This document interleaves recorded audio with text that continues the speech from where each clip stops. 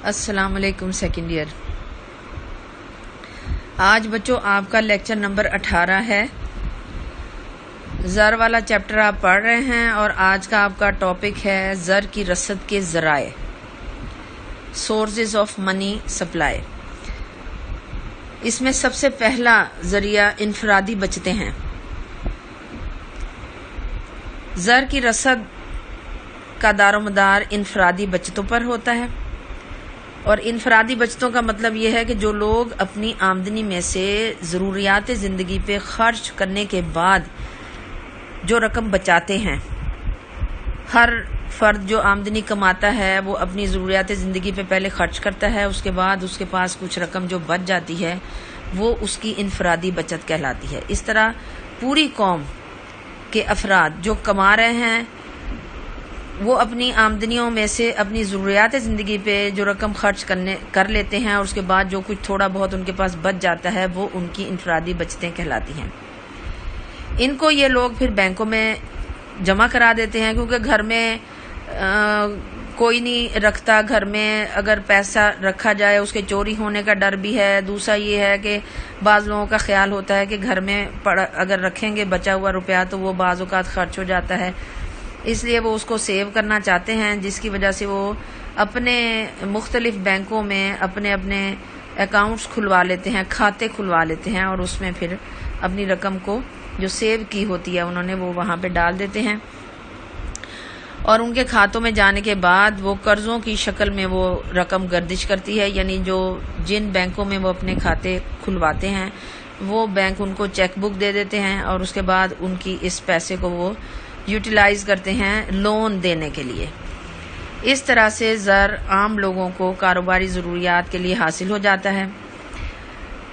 جتنی لوگوں کی آمدنیاں زیادہ ہوں گی اس قدر انفرادی بچتیں زیادہ ہوں گی، اور جتنی لوگوں کی آمدنیاں کم ہوں گی اتنی ہی انفرادی بچتیں بھی کم ہوں گی۔ ظاہر ہے لوگ پھر کم روپیہ بچا سکیں گے، اپنی ضروریات زندگی کو پوری کرنے کے بعد ان کے پاس کم رقم بچ پائے گی۔ اب جو انفرادی بچتیں ہیں ان کا دار و مدار دو باتوں پر ہوتا ہے۔ دونوں باتیں جب تک اکٹھی نہیں ہوں گی اس وقت تک کوئی بھی فرد اپنی رقم کو بچا نہیں سکے گا۔ سب سے پہلا بچت کرنے کا ارادہ ہے، اور دوسرا ہے بچت کرنے کی قوت۔ بچت کرنے کا ارادے کا مطلب یہ ہے کہ جو شخص بچت کرنا چاہتا ہے اس کا ارادہ پختہ ہوگا کہ میں کچھ نہ کچھ رقم ضرور بچاؤں گا، تو تب وہ رقم بچا پائے گا۔ لیکن جب اس کا ارادہ ہی نہیں ہوگا رقم بچانے کا تو پھر وہ رقم بچا نہیں سکے گا۔ اور بچت کرنے کی قوت کا مطلب یہ ہے کہ وہ اگر ارادہ کرتا ہے بچت کرنے کا اور اس کے پاس طاقت بھی ہے، پاور بھی ہے رقم بچانے کی، تو یہ دونوں باتیں پوری ہوں گی تب وہ اپنی آمدنی میں سے کچھ نہ کچھ رقم بچا پائے گا یا سیو کر سکے گا۔ اگر اس کی طاقت نہیں ہے تو بھی وہ رقم نہیں بچا سکتا۔ یعنی اس کی آمدنی اس کی ضروریات زندگی کو پورا کرنے کے لیے اگر ناکافی ہے، کم ہے اس کی آمدنی، تو وہ اپنی ضروریات زندگی کو پہلے پورا کرے گا، اپنے کھانے پینے کی ضرورت پوری کرے گا۔ یہ پوری کرنے کے بعد پھر وہ دیکھے گا کہ اس کے پاس رقم بچے گی نہیں، چاہے وہ جتنی بھی زیادہ رقم بچانے کا ارادہ رکھتا ہو۔ اس میں آپ کو ایک مثال دوں کہ اگر ایک جو بھکاری ہے یا کوئی بھی غریب ترین ایک شخص ہے جو محنت مزدوری کرتا ہے، وہ یہ ارادہ کر لیتا ہے، اس کے پاس طاقت نہیں ہے، کیونکہ وہ جو دہاڑی میں کما کر لاتا ہے وہ اپنے بیوی بچوں کی دال روٹی میں بہت بمشکل اس کی وہ رقم پوری ہوتی ہے۔ وہ اگر ارادہ کر لے کہ میں 10 لاکھ روپے بچا لوں گا مہینے کے، تو وہ نہیں بچا سکتا، کیونکہ اس کے پاس طاقت نہیں ہے، قوت نہیں ہے، اس کی آمدنی اتنی کم ہے کہ وہ اس میں سے بچا نہیں سکے گا۔ اسی طرح سے ایک بہت امیر شخص ہے اور وہ چاہے تو وہ 1 کروڑ روپیہ بچا سکتا ہے، لیکن چونکہ اس کا ارادہ نہیں ہے، وہ فضول خرچ ہے، وہ اپنی رقم کو فضول خرچی میں اڑا دیتا ہے، تو جب وہ ارادہ ہی نہیں رکھتا بچانے کا تو تب بھی رقم بچائی نہیں جا سکتی۔ اس کا مطلب یہ ہے کہ بچتوں کا دار و مدار دو باتوں پر ہے، اور یہ دونوں باتیں موجود ہونی چاہیے تب کوئی شخص اپنی رقم کو بچا پائے گا۔ ایک بچانے کی قوت، اس کے پاس طاقت ہو، پاور ہو، اور دوسرا بچانے کا ارادہ۔ یہ تو تھی انفرادی بچتیں۔ دوسرے نمبر پہ ہیں کاروباری بچتیں۔ کاروباری بچتوں کا مطلب کہ مشترکہ بعض سرمایہ کی کمپنیاں ہوتی ہیں، یعنی جس کو آپ جوائنٹ سٹاک کمپنیز کہتے ہیں، بہت سارے لوگ اس میں حصے دار ہوتے ہیں، ان کمپنیز میں شیئر ہولڈرز ہوتے ہیں۔ تو ایسی کمپنیاں جب اپنے سال کے بعد منافع کا حساب کتاب کرتی ہیں تو وہ جتنا منافع اس کمپنی نے کمایا ہوتا ہے وہ سارا منافع اپنے حصے داروں میں تقسیم نہیں کرتی۔ جو اس کمپنی کے شیئر ہولڈرز ہوتے ہیں، حصے دار ہوتے ہیں، وہ ان میں سارا منافع تقسیم نہیں کیا جاتا، بلکہ اس میں سے کچھ رقم مشترکہ سرمایہ کی یہ جو کمپنی ہے اس کے مفادات کی خاطر اس کو مشترکہ کھاتے میں، جو کمپنی کا کھاتا ہوتا ہے، اس میں سنبھال لیا جاتا ہے، سیو کر لیا جاتا ہے۔ باقی رقم کچھ حصے داروں میں تقسیم کر دی جاتی ہے اور اس میں سے کچھ رقم کو بچا لیا جاتا ہے۔ ایسی بچتیں جو ہیں وہ کاروباری بچتیں کہلاتی ہیں۔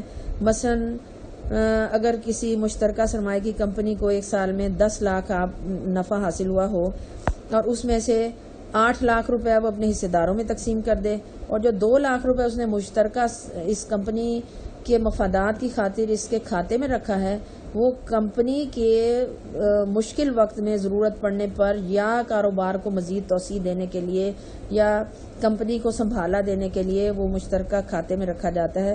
ایسی بچتوں کو کاروباری بچتیں کہا جاتا ہے۔ تیسرے نمبر پہ سرکاری بچتیں ہیں۔ حکومتیں ہر سال اپنا بجٹ بھی بناتی ہیں، جیسے کہ اس سال بھی آپ کا بجٹ آ چکا ہے جون میں، اور اس بجٹ میں پچھلے سال کا ریویو پیش کیا گیا، پھر اگلا آنے والا سال جو ہے اس کے لیے آمدنی کا اور اخراجات دونوں کا تخمینہ لگایا جاتا ہے۔ آنے والے سال میں تخمینہ لگایا جائے گا کہ کس قدر آمدنی حاصل ہوگی، کس کس شعبے سے حاصل ہوگی، اور اس کے بعد اس آمدنی کو سال بھر کے دوران وہ مختلف جو ان کے ڈپارٹمنٹس ہیں یا مدات ہیں اس پہ کس طرح سے کتنی رقم خرچ کی جائے گی۔ اگر تو سال بھر کی آمدنی کا جو تخمینہ لگایا گیا ہے وہ زیادہ ہو اور جو سال بھر کا خرچ کیلکولیٹ کیا گیا ہے جس کے اندازے لگائے گئے ہیں وہ کم ہو تو پھر بجٹ فاضل ہو جاتا ہے، اس کو سرپلس بجٹ کہتے ہیں۔ فاضل رقم جو حکومت زائد آمدنی کے طور پہ حاصل کرتی ہے وہ سرکاری بچت کہلاتی ہے۔ سرکاری بچت کے 3 سورسز ہوتے ہیں۔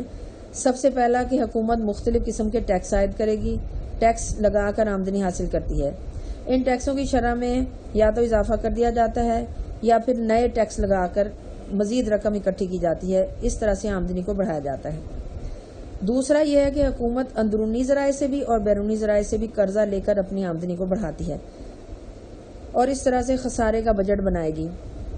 اندرونی ذرائع سے یعنی بینکوں سے یا عوام سے قرض لینے کے لیے حکومت اسٹیٹ بینک کو کہتی ہے ڈیفیسٹ فائنانسنگ کے ذریعے کہ مزید نوٹ چھاپ کر دے دیے جائیں حکومت کو، وہ اپنے پھر مختلف مدات پر اپنے سرکاری ملازمین کی تنخواہیں ادا کرنے پر وہ اس رقم کو استعمال کر لیتی ہے۔ اس رقم کے پیچھے اسٹیٹ بینک کوئی بھی سونا یا چاندی یا کوئی مستحکم زر مبادلہ نہیں رکھتا، اور بغیر کچھ رکھے وہ نوٹ جو جاری کیے جاتے ہیں جو بعد میں افراط زر کا سبب بنتے ہیں وہ ہوتی ہے تمویل خاسر یا خسارے کی سرمایہ کاری جس کو کہا جاتا ہے یا جس کو ڈیفیسٹ فائنانسنگ کہتے ہیں۔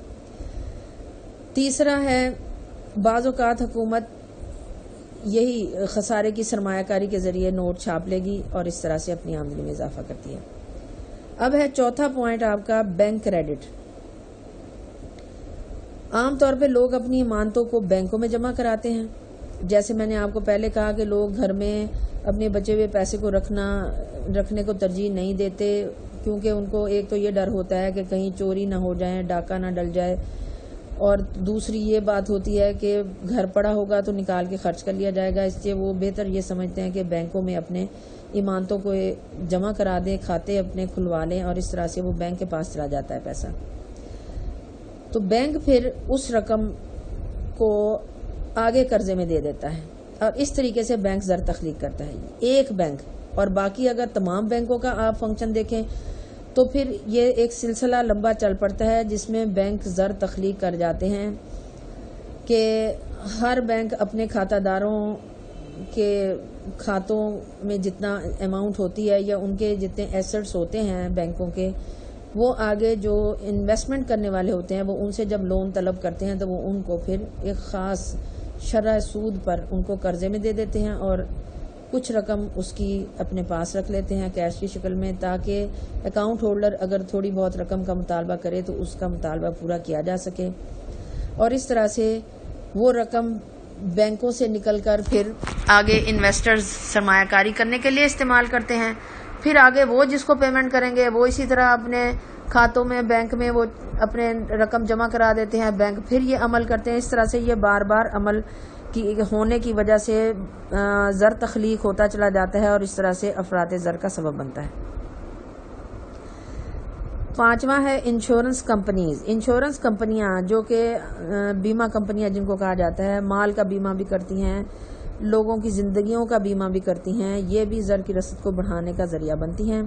یہ کمپنیاں لوگوں کو ترغیب دیتی ہیں کہ وہ اپنی زندگی کا بیمہ کرا لیں، یا ایک خاص مدت کے لیے ان کے بیمہ کرانے کی ترغیب دی جاتی ہے تاکہ وہ بچوں کی شادی بیاہ تعلیم کے لیے کچھ نہ کچھ رقم بچا لیں۔ پالیسی مکمل ہونے کی صورت میں انہیں یہ رقم بما منافع اکٹھی مل جائے گی۔ بیمہ پالیسی میں کی بچت کی ترغیب دیتی ہیں یہ، اور لوگ اپنے برے وقت کے لیے کچھ نہ کچھ رقم تاکہ بچا سکیں۔ بہت سے لوگ بیمہ کراتے ہیں اور ایک خاص شرح سے ان کو یہ کمپنیاں پریمیم ادا کرتی ہیں، یہی پریمیم ان کی بچت بن جاتی ہے تاکہ ضرورت کے وقت انہیں اکٹھی رقم مل جائے۔ بیمہ کمپنیاں اس رقم کو آگے سرمایہ کاری پہ خرچ کرتی ہیں، یا وہ حکومت کی کفالتیں خرید لیتی ہیں، یا پھر بینکوں کو قرض دے دیتی ہیں اور قرضے سے خود بھی منافع کماتی ہیں اور پالیسی ہولڈر کو بھی اس نفع میں سے حصے دار بناتی ہیں۔ اس طرح سے زر کی رسد میں اضافہ کرتی ہیں۔ یہ سارے ہی طریقے سودی نظام کا حصہ ہیں، چاہے آپ اپنے کھاتوں میں جمع کرا لیں پیسہ، بینک آپ کو جو زائد منافع کچھ دے گا وہ بھی سود ہے، اور انشورنس کمپنیاں وہ تو ہے ہی سارا سودی کاروبار۔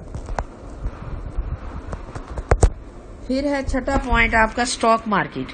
اسٹاک مارکیٹ جس کا ہیڈ آفس پاکستان کے اندر کراچی میں ہے، اور ایک اس کا آفس اسلام آباد میں ہے، ایک اس کا لاہور میں ہے۔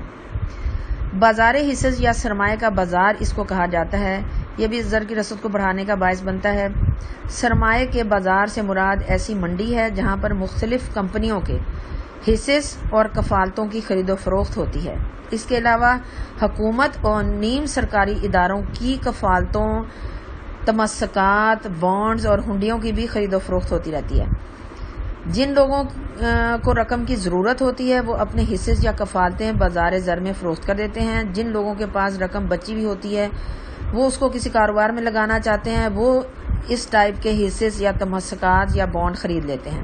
اس طرح سے انہیں موقع ملتا رہتا ہے۔ پس اسٹاک ایکسچینج کے ذریعے لوگوں کی بچتیں بھی کاروبار میں لگی رہتی ہیں اور زر کی رسد میں اضافے کا باعث بنتی ہیں۔ اب یہ حصص کیا ہوتے ہیں؟ حصص مختلف کمپنیوں کے وہ حصے ہیں جو مشترکہ سرمایہ کی کمپنیاں اسی اسٹاک مارکیٹ میں فروخت کرتی ہیں، اور عوام جو ان حصص کو خریدتے ہیں وہ سال کے اینڈ میں ایک خاص کمپنی جو نفع کماتی ہے یا نقصان اگر اس کو ہوتا ہے تو وہ اس کے نفع اور نقصان دونوں میں حصے دار ہوتے ہیں۔ جتنے پرسنٹ حصص یا شیئرز کسی نے خریدے ہیں اسی پرسنٹیج کے حساب سے وہ نفع میں بھی حصے دار ہوگا اگر اس کمپنی کو نفع حاصل ہوتا ہے، اور اگر نقصان میں چلی گئی کمپنی تو اتنے پرسنٹ اس کو نقصان میں بھی حصے دار بننا پڑتا ہے۔ اسی لیے اس کو حصص کہا جاتا ہے یا شیئرز کہا جاتا ہے۔ جبکہ ڈی بینچرز جو ہیں پرائیویٹ سیکٹر کی کفالتیں بھی ہوتی ہیں اور سرکار کی بھی کفالتیں ہوتی ہیں۔ یہ اس ایک مخصوص تحریر جو مشترکہ سرمایہ کی کمپنیاں ہیں وہ ایک سرٹیفکیٹ دیتی ہیں جس پہ لوگوں کو اس بات سے کوئی فرق نہیں پڑتا کہ یہ کمپنی نفع میں جاتی ہے یا نقصان میں، کیونکہ اس کے اوپر انہوں نے ایک خاص پرسنٹیج جو سود کی ہے وہ لکھ کر اس شخص کو دے دیتے ہیں جو کمپنی کی یہ ڈی بینچر خریدتا ہے، اور وہ سود وصول کرتا ہے، چاہے وہ کمپنی نفع میں جا رہی ہو یا نقصان میں، اس کو اس بات سے کوئی لینا دینا اس کا نہیں۔ پھر بانڈز ہیں اور بچت کے سرٹیفکیٹ ہیں۔ بانڈز کے ذریعے بھی لوگوں کی رقوم حاصل کی جاتی ہیں، لوگوں کو وہ بانڈز دے دیے جاتے ہیں اور اس کے بدلے میں جو پیسہ ہے ان کا کیش وہ لے لیا جاتا ہے اور اس کیش کو پھر استعمال کیا جاتا ہے اسی طرح سے آگے مزید سرمایہ کاری کے لیے۔ تو بانڈ جاری کرنے والا ادارہ ایک تحریر لکھتا ہے جو اس کے اوپر ہوتی ہے، اور بانڈ کسی خاص شخص کے نام نہیں ہوتا۔ بعض اوقات بانڈ اگر چوری ہو جائے تو کوئی دوسرا بھی اس کو کیش کروا سکتا ہے۔ سرکاری کفالتیں ہیں۔ سرکاری کفالتوں سے مراد حکومت کی وہ تحریر ہے جو وہ قرضہ حاصل کرنے کے لیے جاری کرتی ہے۔ ان قرضوں پر وہ سود ادا کرتی ہے۔ ان کی خرید و فروخت بھی اسٹاک ایکسچینج کے ذریعے ہوتی ہے جو کہ زر کی رسد میں کمی بیشی کا باعث بنتی ہے۔